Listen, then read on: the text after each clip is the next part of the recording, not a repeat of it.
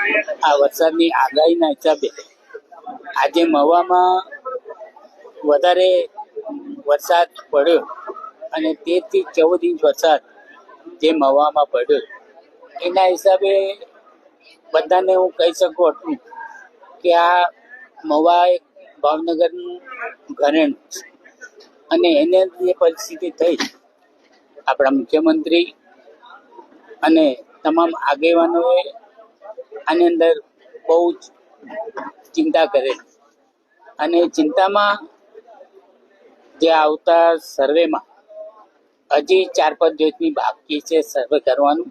એટલે સર્વે થયા પછી આની અંદરથી શું નિર્ણય લેવો એની માટે સરકાર ચિંતિત છે. અને હું તો રહ્યો આપણા વિસ્તાર, એટલે મને તો બધી ખબર પડે, હું બધું સમજી શકું, પણ આવતા દિવસોમાં આની અંદર સારું કામ